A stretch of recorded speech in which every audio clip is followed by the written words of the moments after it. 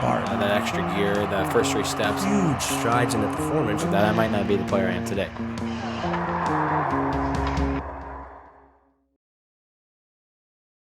All right, welcome to another episode of Behind the Gear, and today we are sitting with Lawson Crouse, first rounder in the NHL 2015. How's it going, Law? And we got Travis Konecny, first rounder 2015. Atta boy.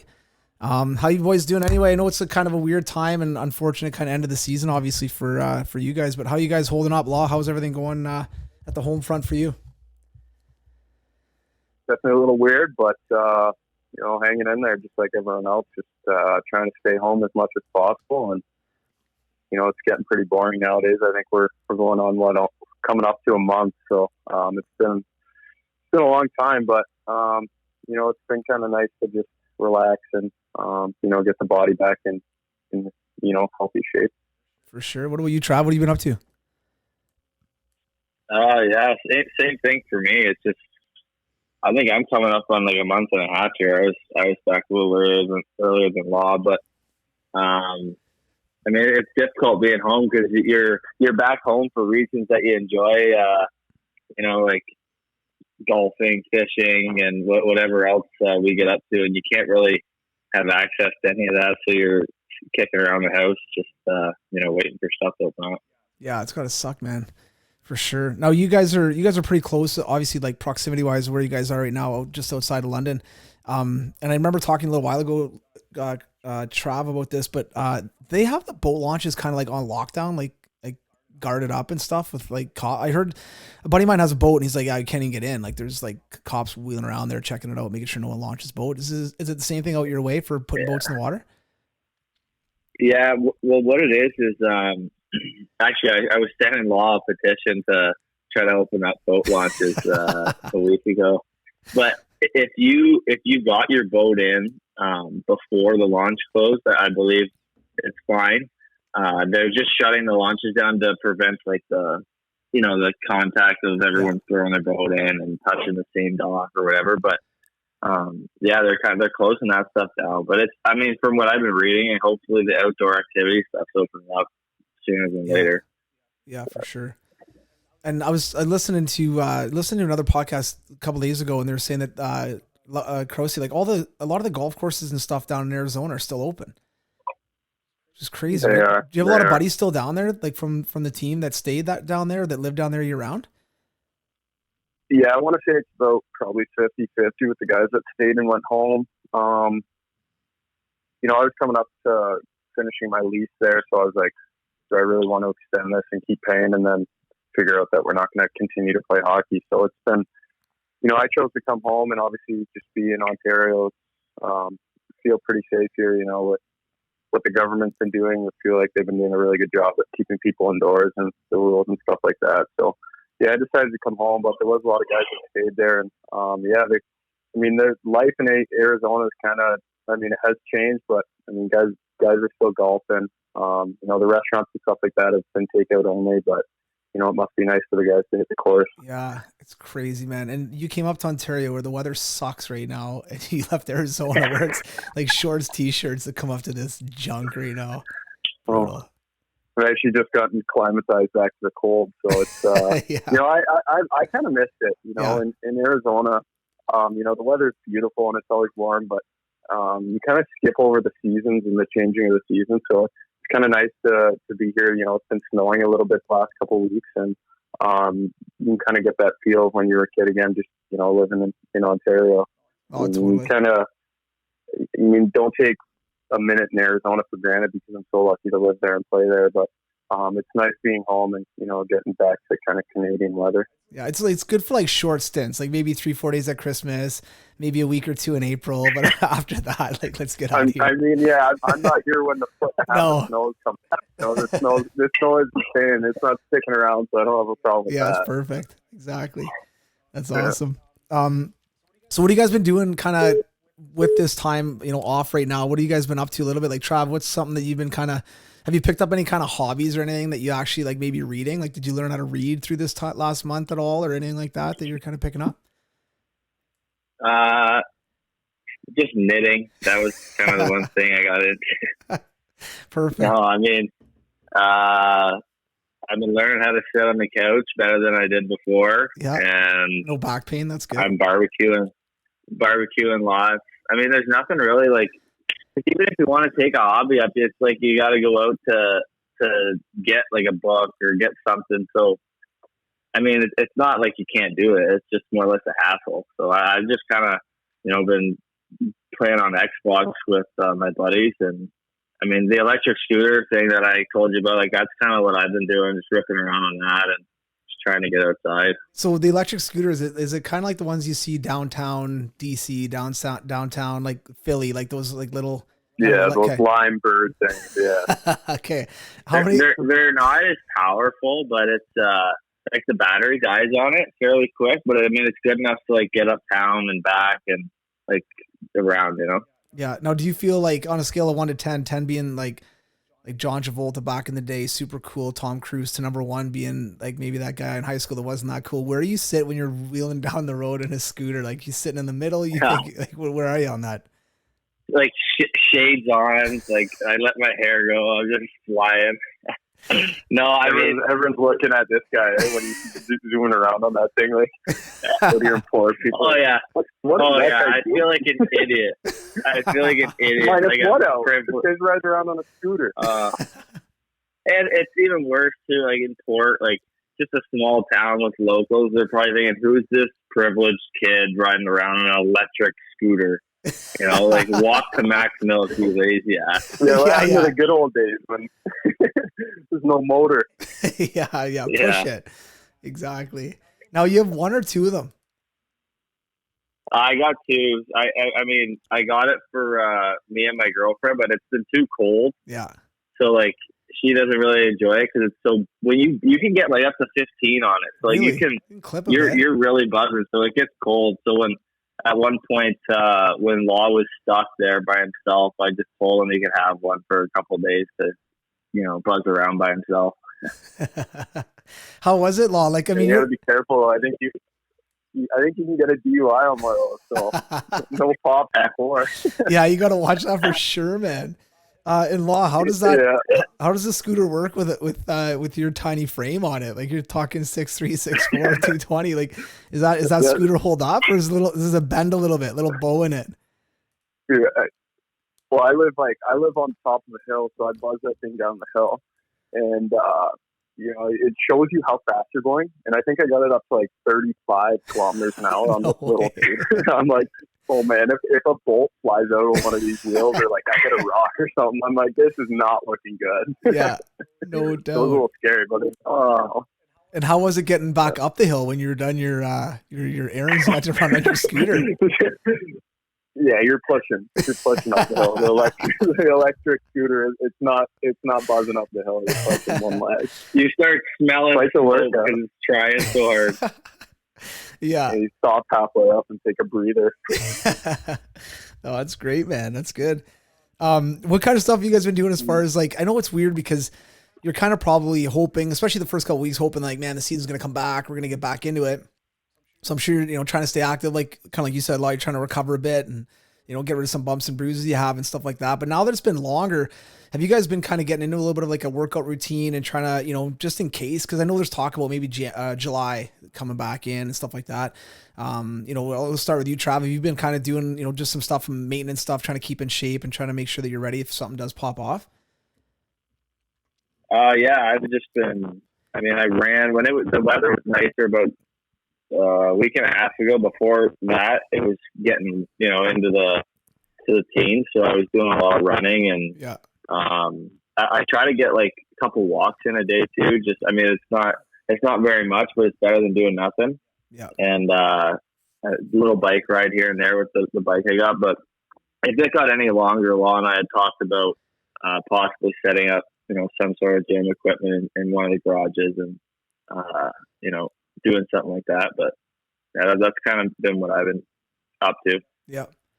And I saw like right when you got on the call, obviously you're crushing protein shakes and just, just staying involved and keeping the nutrition tight. I like it. That's good. That's good stuff. Yeah. Well, I didn't know. Let's see what his body fat is right now. Holy. Yeah. Show us the barrel. No, it's staying. I have it tucked in my waistband. You're wearing your pants up by your belly button. He's got like 8 rolls of duct tape before the pod. He's like strapping his barrel in. My nutritionist, she reached out to us the other day and sent a team email asking what our weight was, and I just looked down and I just took a wild guess. Looking pretty good, pretty slim. Yeah, I don't feel too bad, but I know, and like I know Law's the same way. It's like if you let it go, it just starts coming. You can't stop it. And I'm a big snacker. I love ice cream, and I'm like, that's bad. Well, it's hard right now too, though, because like during the season, you guys are practicing pretty much on the ice every day. You're playing, you're working out. Like you can eat whatever you want, you can do whatever you want. And then all of a sudden, they stop the season like this, and you kind of keep some of those same habits. And it's like, man, wait a second. Like I totally get it. Like, and yeah, 100%, man. It's not easy. And then if you're not doing the same amount of activity, like you're basically on a retirement community activity level here with a couple walks a day. And what about you, Law? What have you been doing? Any kind of physical activity, ping pong or shuffleboard or anything like that? Well, when I first got back, I had to do that mandatory 14 days. So it was, okay. Didn't really do much other than just like, banded workouts in the house and stuff like that. So, I ordered one of those Peloton bikes. Yeah. Still been waiting for the screws to catch a screen on for about a week and a half now. So that's getting a little frustrating. I've just been biking with no screen, like changing the tension whenever I feel like it. So, but I think there for a bit, being locked in the house for 14 days, I kind of started feeling a little bit anxious about I'm a big, like, I like to run. I like to, try and keep my cardio up as best I can. And, I was out walking the dog once right when I got out of the 14-day quarantine. And I think it was like 8:00 at night, and something just slapped me and was like, fuck, I got to go for a run here. Like, I got to do something. If our season comes back, like I just sat in my house for 14 days doing banded workouts, which is fine. You're keeping your muscles and your flexibility in shape, but it's like, when you're off the ice, your lungs take a beating when you don't do something for a long time. It's really, like Trav said, it's tough to get that back, that cardio and stuff like that. So, ordered a pair of rollerblades. I've been buzzing around the town, Nice. Going for runs, and that's pretty much it. A couple of yoga flow sessions, and, just doing whatever I can with what I'm given and, what I have. Oh, that's great, man. And are you by yourself there, or is your girlfriend with you as well? No, my girl's here. She's upstairs. Because it is tough, man. Like, but if you were by yourself right now, like going through this stuff, it's hard. Like, I feel for people that are single, you know what I mean? And you're stuck by yourself. Like that'd be a grind for sure, man. Now, I mean, some people may want to be single right now and they're stuck with someone in their house, but that's another story, right? Probably those houses are probably running low on the hand motion. Yeah. Guaranteed. Try him. Talking a little bit about you two guys, though. I mean, I've been fortunate. I've known you guys for a long time, but when did you guys first meet? Because I know you guys are good buddies and been buddies for a long time, but when did you guys first meet? I know it was obviously probably through hockey, playing against each other probably didn't like each other. And then when did you guys kind of come together and start, kind of develop that friendship a little bit? I'll let Trav take this one over. It's a good story. Yeah. I believe it was spring hockey, right, wasn't it? I think that's the story. So we were trying out for Regional Gold Express as a team out of Brantford, and I think it was like the year before AAA had started, like that you were eligible to play AAA, and anyways, he was killing it in the tryouts, and I'm not sure if he got to sit out because his dad was coaching or something, and he already knew he was on the team. I asked him. Why. Hey, you good? Eh? I asked him why he didn't have to play in the exhibition game, and he just told me it's none of my business, and then he walked away. And like this was before I ever met him. And you guys are like 8 years old. Hey, you guys are like 8 years old. 9 years old. This is like before minor Adam. Like this is like we're still playing for fun, and it's none of my business what he's doing. anyways, that's kind of when we started chatting, and then started playing spring hockey, and and then after a couple of years, when I was done playing up a year, I went back and played with Law. Nice. Yeah, and then you had to go over to Chatham 10 Cyclones or something. I don't know. Yeah. You decided you want to come back to the Chiefs. There you go. Love it. But yeah, we always played together from spring hockey to AAA, and and then at that age, it just started with sleepovers and whatnot, and kind of ever since we just stayed in touch. Now, when you did play, because you played a couple years in Chatham, I think, right? And then obviously Law played on the Chiefs for those couple years, and then you came back. What was it like when you guys played against each other? I know you're good buddies and stuff, but you're both competitive guys. Like, did it ever get heated, even when you guys were young, like playing against each other? Oh, I think it was more heated when we were playing together. Yeah, I actually don't even really remember playing against you on the Cyclones. Like I remember we lost to the Chiefs in the playoffs. That was kind of a big thing we played against each other in the playoffs when I played for the Cyclones. We lost. And then moving kind of fast forward a bunch here, but obviously you guys had both great careers in the OHL and had a chance to play World Juniors, all that kind of stuff, which is unbelievable. But what's it like now playing against each other in the NHL? Like, this is obviously every kid's dream to play in the show. You guys both make it, both kind of different roads to get there and got there at young ages. What's it like now? Like, when you guys, like, let's say, obviously probably way better to get down to Arizona for you guys from Philly, especially in the winter, to go down to a nice spot. But when you guys like land in each other's cities and stuff, what's kind of the routine if you have some time? Would you guys hook up for dinner? Would you guys just see each other at the rink, or kind of what would you guys do? No, I mean, it's fun. Like, we're pretty lucky when we travel to a road city. You always have to get there the night before, so there's always a chance for dinner. And I think usually at the start of the year when the schedule comes out, we both kind of mark it down on our calendars and kind of leave that night open for dinner. And it's good. We just catch up. Obviously, when the season's going, we don't talk nearly as much because we're so busy, Yeah. Hockey's always on the mind. And so when we do get the chance, and when we're playing against each other, we grab a bite to eat the night before, and then we usually trash talk each other a little bit. And usually Travis says that they're going to pump us. And then obviously this year we went and beat them twice in a row, so that was a good feeling. But yeah, I don't know. Trav, what do you think? Yeah. I mean, you'd think me coming from Philly have some sort of tea time set up or something when I got there, but it hasn't happened yet. I mean, I'm expecting a golf round there some point. Yeah, for sure. But it's pretty funny. We had a good experience this year in Arizona. I think we were getting just steamrolled, and I was having a tough night. And Law was my guy on a back check, and I didn't pick him up. And he buried it to like make it whatever 4-5-1, and he's laughing at the face off and asked me if I wanted to fight in front of my coach. and I'm like trying not to laugh because like I was like, you're such a dick. Like there's nothing I can do right now. I probably didn't play after that. This is like I scored. We both like this was the start of I think there was 3 seconds left in the period, so the coaches just kept the same lines and we're lining up beside each other. I'm like, busy to spark plug. I love it. I love it. That is great. That's good stuff. And I couldn't laugh because it was my fault, and I could see my coach looking right through me. I was like, oh man. That's unreal. That is so good. I love it. Now, and then of course Law's dad was there. Oh no! And he's ripping me after the game.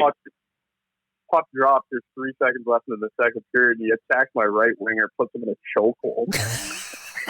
What are you doing, man? Like, what are you doing?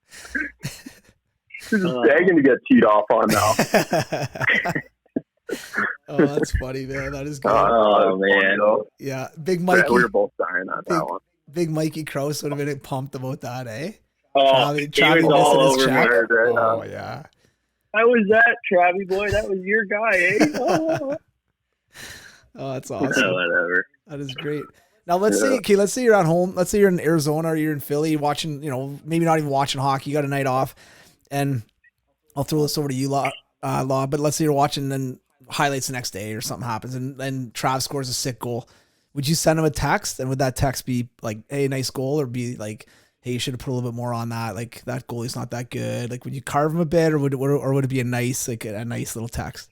No, we're pretty complimentary of each other. I know, speaking for the both of us, it's usually when we're not playing, it's like if one of the other guys is playing on that night, I try and watch him as much as I can, you know. Yeah. So it's like I see a lot of his games, and I know he watches a lot of mine. But even when we do play on the same night, it's like if I'm on the road or at home, the first thing I do is check the scores after the game and see if he's getting any points or what he's doing, seeing if he's a -4 or -5, whatever it is. Oh, that's good. I'm the same. I get a lot of grief from the guys on my team. I mean, they just bust my nuts because I just enjoy keeping tabs on them and watching the game. Like if we're on the road and I have the choice to have dinner at 6 or 7, I'll usually pick the time earlier so I can get back and watch on a Law's game. And I mean, I get some grief for it, but it's just something to keep your mind off, your own stuff and your own hockey. So I mean, I do it all the time. Oh, for sure. Even like I know for me personally, like I really enjoy checking. Like if I don't get a chance to catch a game, I try to catch a lot of your games, both you guys. But we got a couple guys that are playing on different teams, so it is fun to even check a box score, see if guys got points or if guys whatever. Right? It's always it makes the game way more fun to watch when you know somebody on the other team. Obviously, you guys know a lot of guys in the NHL, Yeah. so. But when you do have a good buddy out there, I'm sure it's more makes that game much more enjoyable to watch for sure, man. Checking in on Law's box score, another goal, empty netter, 6 of the season. so count, buddy. Yeah, exactly. I didn't know that when I looked up his stats. 15 tucks, not bad. Apparently he was busting there. Yeah, they cooled him off though. Yeah, I think it was Arizona that wanted to call the season because Crouse was scoring too much. They didn't like it. Hey, Trav, I'm sure that's the reason. what? How quickly did you fire Law a text after he turned himself into an accordion there when he hit the post and went back first into the boards? Remember that? So my little guy. So just to put this in context, my little guy came in today and he's like, "Oh, who are you doing a podcast with today?" I'm like, "Oh, Law and Trav," and he knows who you guys are, obviously. And I'm like, "Oh, here, I'll show you some clips of Law," because he knew like what number is he? I'm like 67. So whatever. I pull up some clips. And I show one like you fight, and he's like, "Oh, he's like dialed right in." And then the next one I show him like, "Oh, watch this one, Maddox." And you come flying in like sick, driving the net.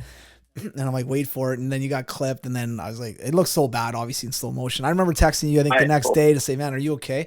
But Trav, like as a good buddy, obviously, like this stuff happens. It's in a game, it's in a play, but we all know Law's a tough guy. He's gonna get up, hopefully. But man, for a bit, I was like, "Oh man, like is he gonna be okay?" Yeah. Well, I was watching that game, and I remember texting him thinking he's probably out of the game, so he's going to answer his phone, and he ended up texting me back, but I was like really worried at the start. But then when he texted me back, I said like I knew he was okay, and I made a comment like his brain looked like spaghetti on the ice after that or something.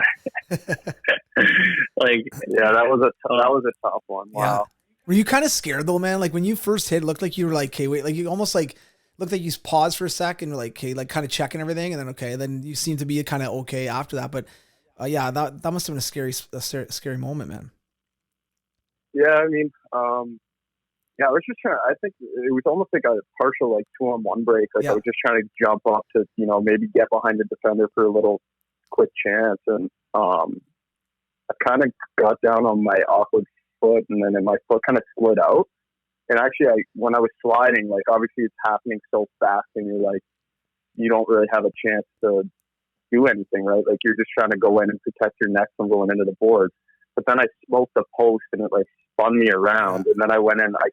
I went in back head first, almost like back of my neck. So I was like, it was scary. I think, I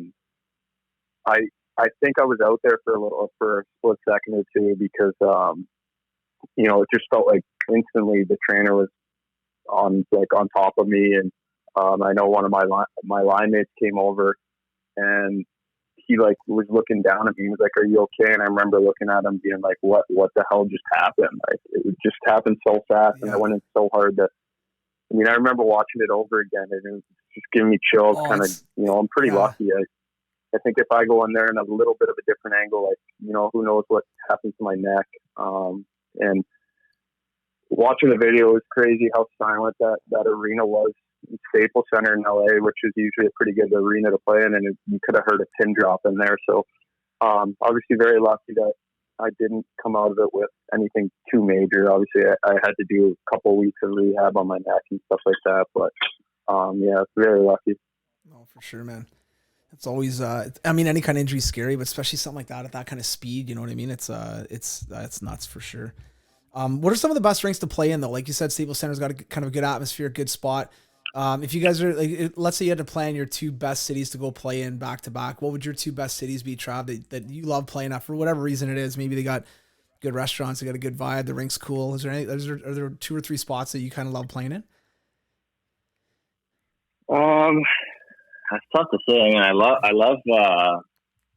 like the hot road trips. I mean, those are always nice for us getting out of the weather. But as far as rinks, I mean, I love playing in. I think Tampa's a pretty cool rink to play in. It's always loud. It's always energy. The weather's nice there. So I enjoy that one. And I don't know. I mean, I always thought the Shark Tank was pretty cool. Yeah. I mean, Law might not like it as much because he plays around there a lot. It'd be like me playing in New Jersey. You know, it's nothing that I like doing. But, I mean, for us to travel there and see the Shark Tank, pretty cool. Yeah, it is cool. What about you, Law? Any rinks that kind of pop off for you that you enjoy playing at? Yeah, I think my go-to would probably be Vegas in Chicago. Yeah. Chicago, you know, they do that really cool thing where they all stand and clap for the anthem. So that's pretty busy chills when you're standing there getting ready to play a game. That's really fun. And obviously Vegas is Vegas, right? They try and make it into a show. So, I mean, Vegas is incredible. You go out there for warm-ups and it's pretty much sold out. Music blaring, you're like in a club at 4 a.m. That's what it feels like. Yeah. And you're buzzing. You're like, let's go. Like, let's drop this puck now. Yeah, that's cool. It's fun there. Yeah. When you guys go to Vegas, is the team or coaching staff stuff pretty aware of like what goes on in Vegas? Like, are they trying to schedule stuff for you guys so you're not staying over in Vegas for the most part, or are they cool with you guys staying over there? Well, for us, we play there so much because it's their closest away team. So we're always out after the game, no matter what. It's only a 35-minute flight. Yeah. But yeah, before it's. I mean, as professional athletes, I think we know what we should and shouldn't be doing there. I mean, there's no like, we'll go play some cards, have a couple drinks, but it's not like we're not going to the clubs, you know what I mean? It's like you get a big game against Vegas, which has been a top contending team since they've come into the league a couple years ago. So, I mean, obviously it's a place where you could get into trouble, but, you know, hockey players, we're pretty smart. We know what to do and what not to do. Yeah. Oh, it's good. For you guys with Phil, did you guys stay over there, Trav, after games, or do you guys usually get out of there? No, I think most teams, unless like I know there's some teams that like coaching staffs or GMs enjoy gambling or whatever, and so they get the luxury of staying overnight. But we've never had that chance. Same thing. We play cards maybe the night before and do a nice dinner. But we had one year where we started the season in Vegas, and you usually go like 1 or 2 days before the first game just for travel if it's far. And they stuck us in Vail for 2 days in Colorado and then flew us in the night before the game. So I guess probably did your wallet a favor though. Yeah, I probably did a lot of things a favor. Oh yeah. Yeah. Definitely. Yeah. Now the season coming to a stop, obviously for both you guys, probably. I mean, obviously you guys are competitors and want to play, but got to be tough when you're both having good years, obviously, like, you know, personal good years, which is huge.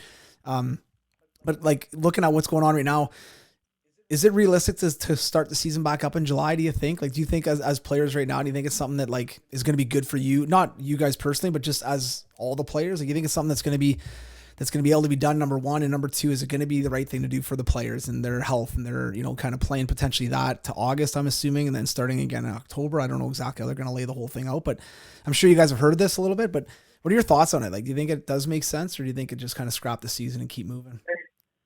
I mean, I think it's doable, you know, but in saying that, the only way I think it's doable is if the virus does clear up. And, you know, I've heard like so many rumors about what's going to happen, whether it's going to be a there's going to be like a extended version of the playoffs where they're going to allow more teams, or like, you know, but I think in order for that to happen, we would definitely need a good couple weeks, like 2 or 3 weeks, to kind of get back into shape and just practice with the team, and then maybe an exhibition game or two if they could make that work. And you know, but I think it really just comes down to if the virus clears up. I don't see us playing if the virus doesn't clear up.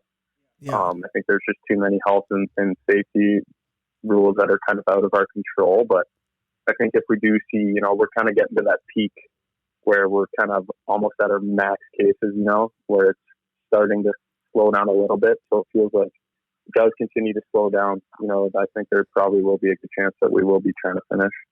Yeah. Trav, you kind of along the same lines. Yeah, I'm Trav. We don't honestly, we don't know anything. No, I know. No, we were chatting about it today a little bit. That's the hardest thing, not knowing, right? Yeah.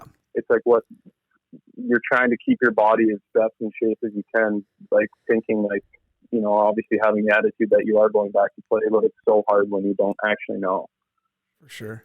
So I don't know. And the other thing too that I was thinking about was like you hear all these different ideas being thrown around about modified playoffs and you know, finishing the season, whatever, whatnot, and regardless of hockey, like I was thinking about families that like say planned on having babies this summer or weddings, just like regular life stuff that's going to go on. And if there was, I've heard some like different ideas about all staying in one location, like kind of being away from your families and stuff. And I mean, that's just stuff that no one really considers, you know, and I just don't know. It's going to be weird. If it works, it works. If it doesn't, I mean, it's not up to us. We're just kind of waiting to see what happens. Yeah. And, I don't know.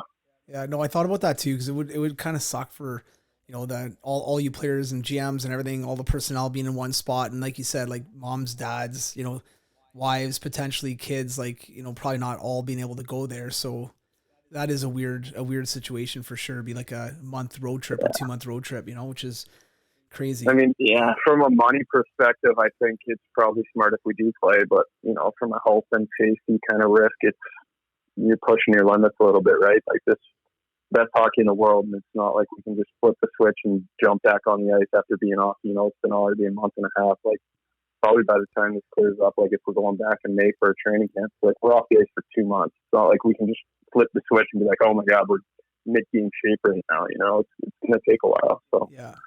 And there's definitely, and the other thing I was thinking about too, like when Trev and I talked about it today, it's like, what about guys that have, you know, grinded through the season to get to the summer to have like off-season surgeries? It's like, what do they do? You know? Yeah. It's like guys use the summer to heal up and get their bodies in shape. And if we're going to play, great, but I mean, it's going to be tough with playing and then having only a month off to kind of rejuvenate yourself, your health, your energy, and then we're going to be going right back into the condensed schedule to finish next year's season. So there's definitely a lot of, you know, factors that are going to play a part. But like I said, we don't really know much. We're just kind of hearing, obviously keeping our ears open to whatever we're hearing. But other than that, we don't really know. Yeah. Yeah. The whole thing. I mean, obviously it's never happened before. So it's new to everybody. And I think almost like every day or 2 days, things are changing and we're getting new information. So it's especially at the beginning for you guys, it must've been crazy because I happened to be down in Hershey when this whole thing kind of happened and the NBA got canceled. And if you look at those 48 hours, they went from like practice today to no practice tomorrow. Don't come to the rink, get out of town. Everyone it was crazy. The first like 2 weeks of just every day things were changing and, you know, and it was a mad scramble for a lot of people. And I feel bad for even the government and the politicians because they don't know what's going on. They're trying to handle it the best they can, but it was nuts for you guys. Like Trav, for you, when you were in Philly, what was it like for you and the team and stuff? Were you guys at home? Were you guys on the road? Or you guys have practice coming up? No. I wasn't in Philly. I was in Tampa, and we were sitting in our room. We usually like play cards or something in somebody's room, and there was like 5 of us playing cards, and all of a sudden we were watching the basketball game, and it got canceled mid-game. Yeah, right. And so all of a sudden, all these rumors started going around. We're reading, and next thing you know, I got like 24 guys in my room, and we all decided to order Coronas to the room. We're supposed to be playing the next day. So the funny thing was like, let's get the Corona in us first, so before it gets us. So everyone's drinking Coronas, thinking that we're probably not playing tomorrow. It was, kind of a shot in the dark, and we ended up making a tea time the next morning at pregame meal. We still didn't know if we were playing, and then I ended up golfing, and there was no game. That's kind of how it worked. No way. Now, hey, whose idea was it? Because like weird. this is such a group hockey guy thing to do. Like everyone's kind of like panicked, probably come in like, oh my god, boys, what's going on? Who's the guy who's like, boys, we should have some Coronas, man. We should have some Coronas. And then everyone, I'm sure, is like, that's a great idea. Let's do it. Room service, like for sure, that's how it went down. Who's the guy or the guys that'd be like the one saying this is this is a great idea, man? I think Jakey Voracek, he was one of the guys, and I was pushing it too because I just love when everyone's hanging out in the room together. And and the funny thing was is the Coronas were the ones we were already drinking them at dinner, so it ended up being the same beer that ended up being the same name as the virus, and it was just it was just a funny night. That was funny, man. What about you, Law? Where were you when all this stuff kind of went down and started to get heated? Yeah, we just came off a road trip. We were on like a 5-day road trip, and we finished up in Winnipeg and then got home. And then we had a game the next night too, and I was watching the TV, and obviously when the NBA canceled, their season, we kind of figured we'd be next. So, we were all at home, so it's different. Like we weren't at a hotel, we weren't hanging out, so we were just chilling. They told us to keep our phones on high, and woke up to a text saying, stay at home and don't come to the rink. Like, we don't really know what's going on. We're not playing tonight, but stay in the loop, It's crazy, man. Now, when you guys decided to go home, like Trav, you said you got home a little bit before Law. Were you able to go to the rink, grab your gear, like all the stuff that you kind of needed just in case, and kind of clean up all that stuff and then get out of town? So what happened was, and Law kind of did the same thing as me, but as soon as I found out that the season was kind of going to be put on halt and they had shut down any activity for at least 3 weeks, I was thinking, well, I might as well go home. So I started getting my stuff together, but there wasn't anything set in stone yet. So we actually weren't allowed to go to Canada because it's the borders crossed and we couldn't get back. Yeah. That was the big thing for anyone. So like all the guys in the US were able to go home. So I was like getting aggravated. Like I was really pushing to get out of there. Yeah. And, so yeah, I ended up, I got a vet appointment, got the dogs all ready to travel across the border, got my gear from the rink, which was a process. You had to like wait outside. They'd leave it in the parking lot kind of deal.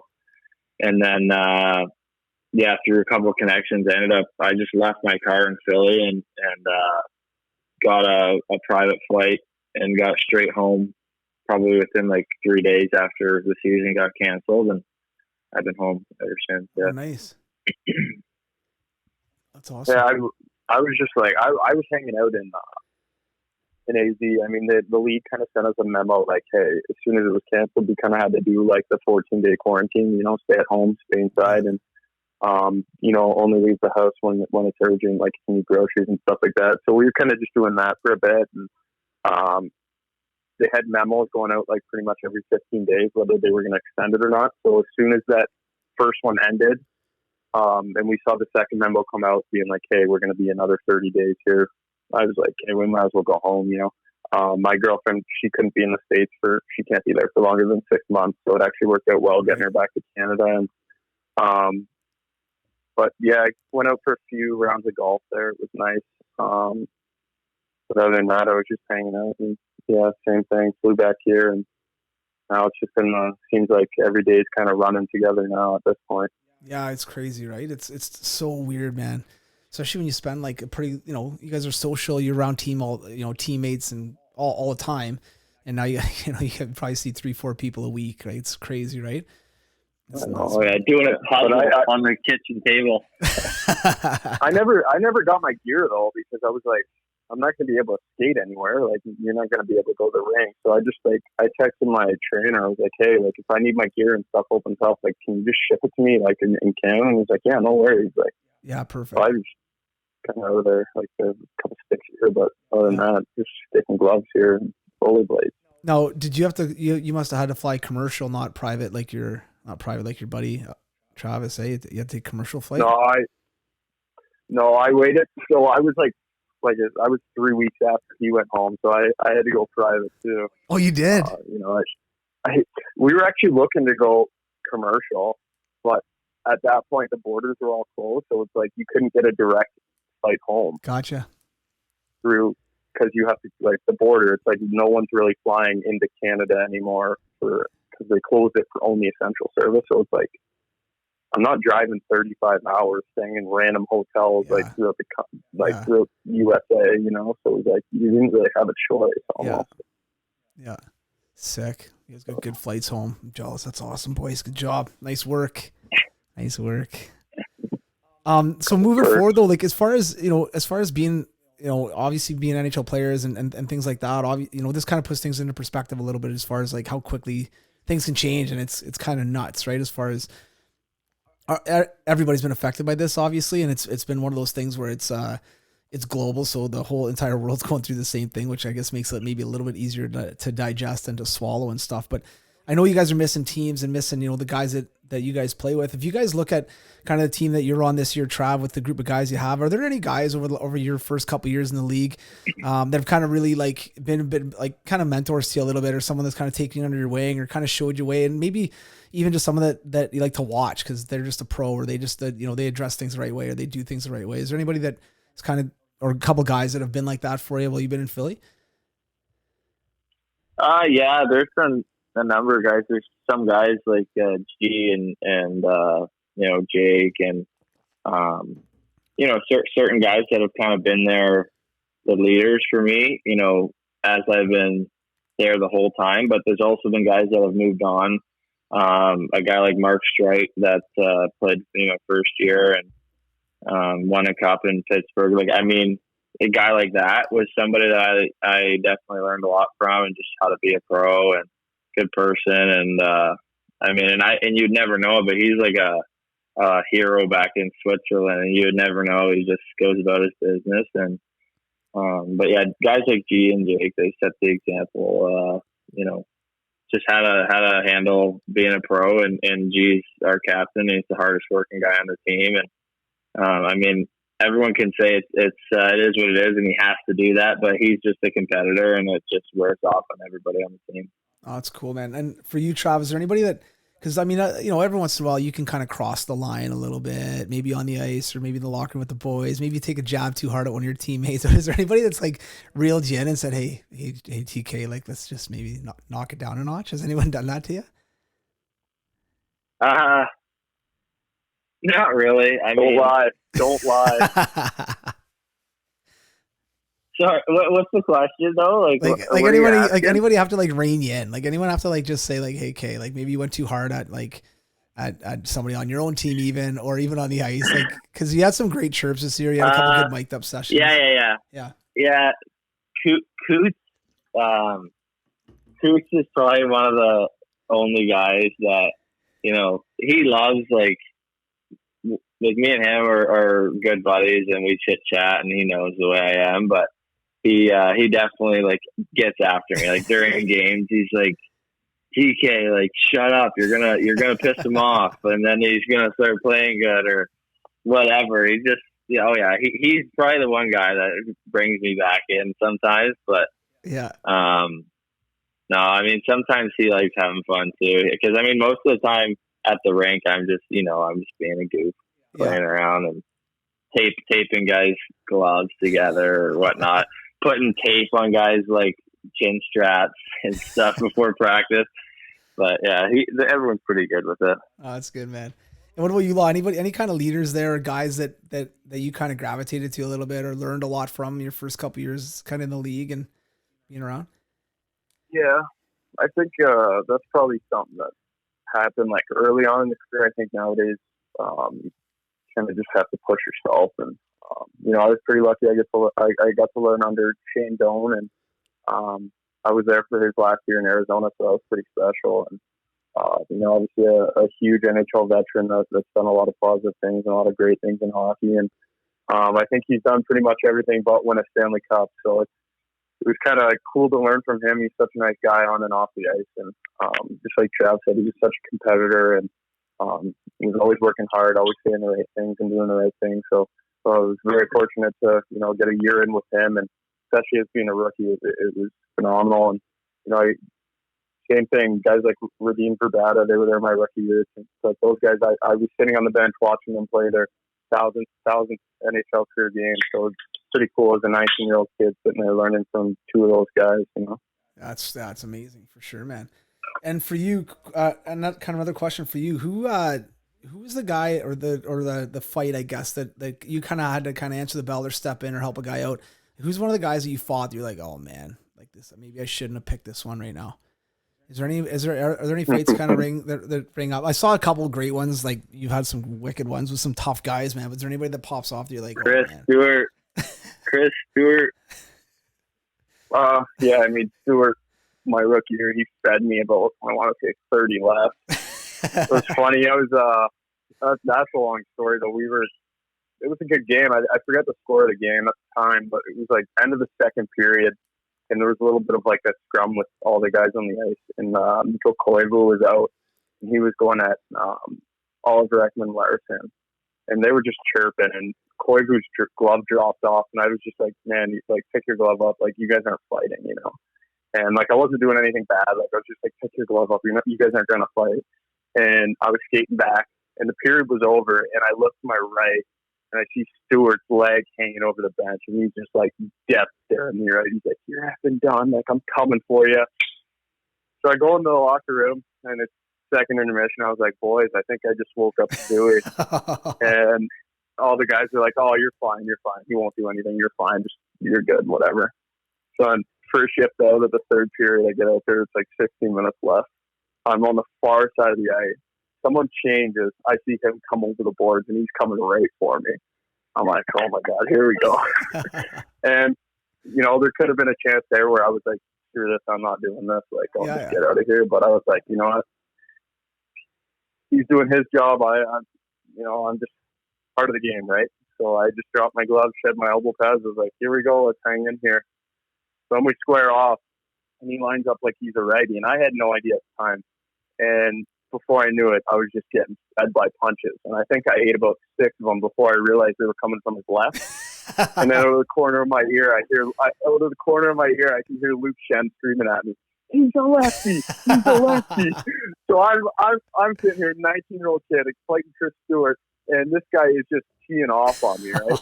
And I think I clocked him one time on the button. That was good enough for me. Yeah. Down I went. And, he's a good guy.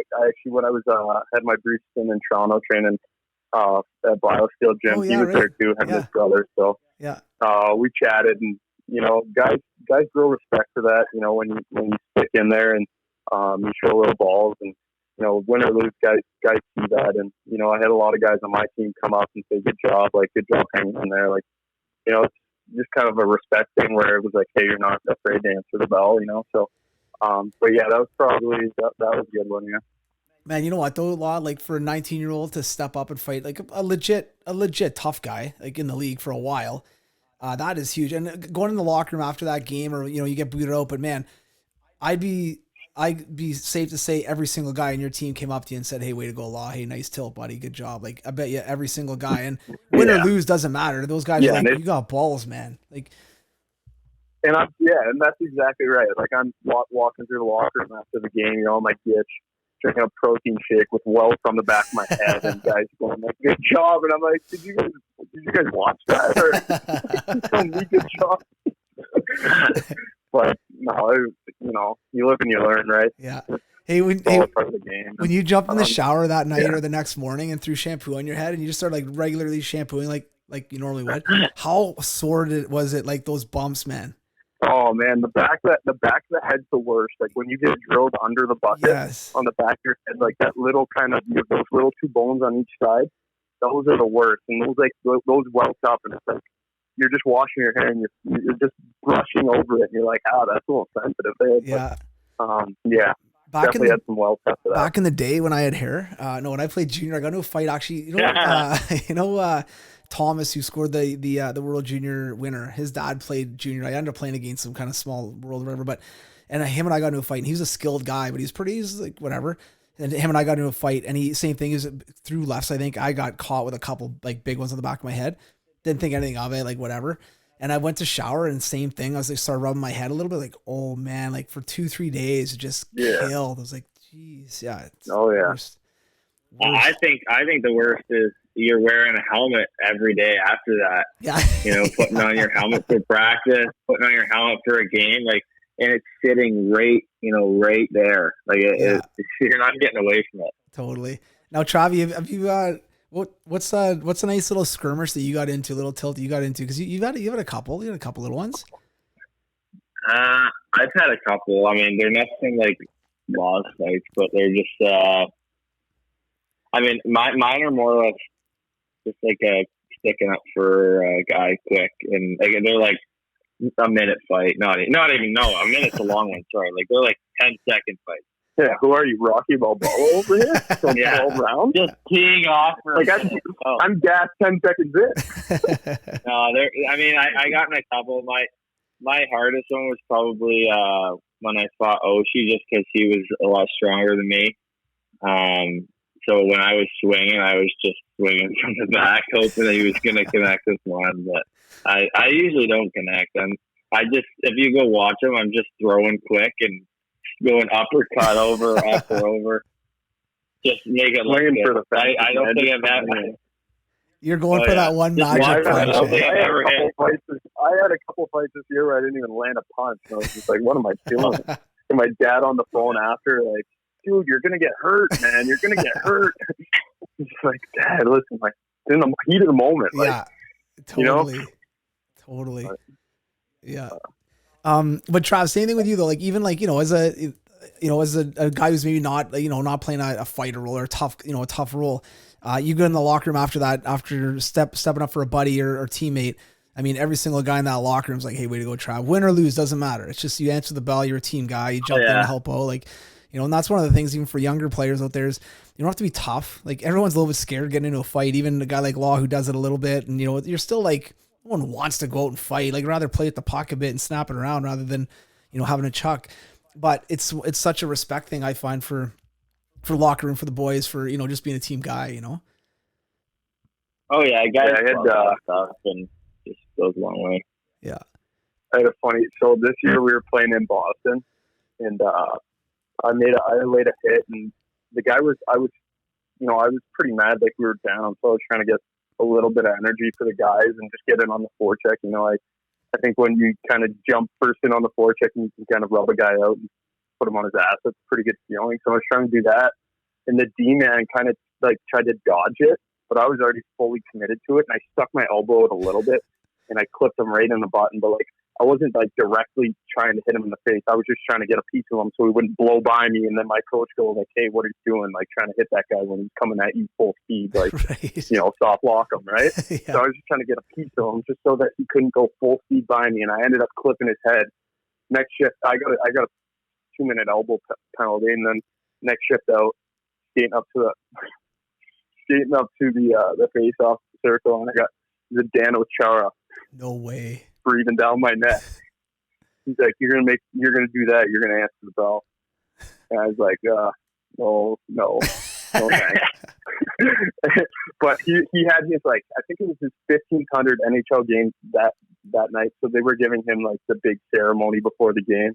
So the way I got out of it, I was like, hey man, like, congrats on 1500 games. Like, that's so awesome. Give him a little shin pad top and skate away. Pull it there. Skate laces broke. So I clean my visor. You're stepping on your own skate, trying to saw your laces off. Like, yeah. Oh, that's good, man. That's great.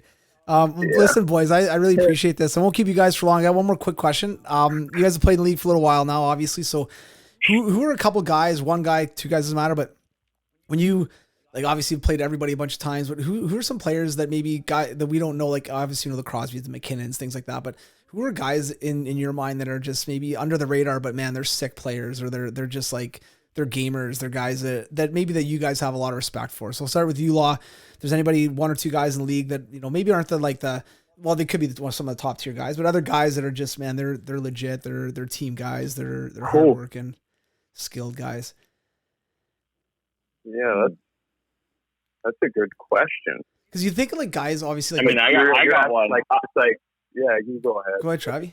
I got one, and it's hard to say for like guys around the league, but I mean, I know for me, like a guy on my team, is Oscar Lindbaum. That like a lot of people, they don't see how good he is. Yeah. I mean, obviously he had a tough situation this year with what happened, but like he is like a guy who blocks shots, kills penalties.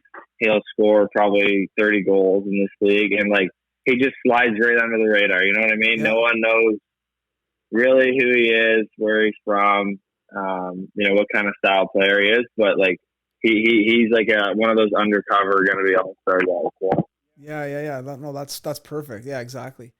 Like another guy I think about in that kind of category to me is a guy like who we all know, but like Boone Jenner, who's a guy like I think anybody who take him on his team on your team in a second.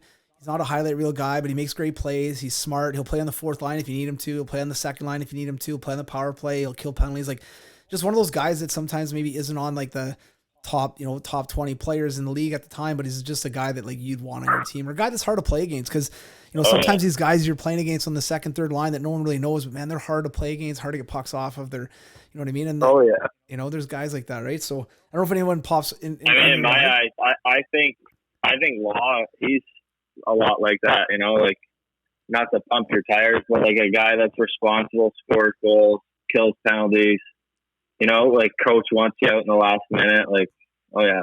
Yeah. And Law, one thing with you too, I can't really, here, hang on one sec. Like, I can't really think of any like names that come to mind, but it's kind of the same thing. It's just like those players that like, even when you're sitting on the bench, like and you're following the game and you're watching the pace, and you just notice those players that play the right way and they do stuff that's like greater than themselves. You know what I mean? Like everyone wants to get goals. Everyone wants to get points. Everyone knows that. Like you'd be lying if you weren't being like, hey, I want to go get points tonight. You know what I mean? But it's those guys that can play the right way and do it with a meaning and a purpose that's going to benefit the team rather than just themselves. You know, I think those are the guys that stand out in my mind. And there's a lot of players like that in the league. And I'm drawing a blank right now with individual names, but I think those are the guys that eventually go on to win you Stanley Cups and do good things for your organization. You know, it's, I hate to say it, but like you take a look at the Tampa Bay Lightning last year, it's like they had this incredible team filled with all these superstars, and then they lose to a team like Columbus, right? Yeah. If my memory's right. Yeah, 100%. Just because, it was like this team thing that bought in, and, you have all this mentality that, screw the points, screw all that. Let's just play for each other. And, that all those points will come. And, like Phil Kessel was telling us that this year. He's like, man, when we were in our prime years in Pittsburgh, he was saying like guys were buying in. He's like Crosby, one of the most skilled players in the league. He would come down and dump the puck in when he realized he had to dump the puck in. It's like guys always laugh at the guys that want to chip the puck in and go do the right forecheck. But it's like that's what wins you hockey in playoffs. That's what takes you to that next level. And when you can get a roster that buys into that, you're a tough team to beat. Oh, I couldn't agree more, man. And that's a great example is Columbus. And like, look at their captain, like Foligno. He's a great player, obviously, but he's another guy. I don't think he cares about goals, assists much. He'll do whatever it takes to win. He's that kind of guy. And I think it is important. And kind of like Trav said about you, I think I was really excited and I was kind of waiting for that moment where you're going to get a good opportunity, get comfortable in the league, and then get some more responsibility. Because I think, you're the type of player that could easily play on the bottom six or could easily play in the top six. But if you get opportunity, you can show that, man, I'm more than just a bottom six guy. And so it's nice to see, obviously you got a good opportunity this year, put up some decent numbers for a shortened season, which is great. And obviously I'm sure both of you guys had, unreal personal seasons, which is awesome. So I know it sucks that the season's ended, but I'm sure it probably gives you like a newfound, not confidence, but like a look forward to next year even, right? Depending on what happens this year, get back on the ice would be awesome. But man, now that you're getting these opportunities, you're getting these chances to play more and more and more and more responsibility. It's probably exciting for you guys looking ahead at the next year and, a couple of years coming up. Oh, yeah. It seems like every year that goes on. I mean, it's going to be our 5th years now. That's crazy. Nuts, It feels like that kind of flew by in a blink of an eye. And it's like each year you get a little bit more comfortable and you're kind of out of that young rookie phase where it's like you still have to kind of earn and set your feet in and get your feet wet in the league. It's like we're out of that now. It's all about performance and how we handle that. So it's exciting for sure. Oh, totally, man. It's great. Well, listen, boys, I wish you guys the best of health. Obviously, stay fit, Trav, and stay healthy, Law. And we'll catch up with you guys soon. But I really appreciate you guys doing this, man. This is great. I know I chunked out a little bit of time of your day, but it's awesome. So this is great. Thanks for having me. I had a jam-packed day today, so pretty tough to fit you in. Well, thanks for squeezing me in, bud. I appreciate it. All right. Okay, boys. All right, thanks, boys. man. Thank you. To kind of raise that bar. That extra gear, that first 3 steps, Huge strides in the performance. that I might not be the player I am today.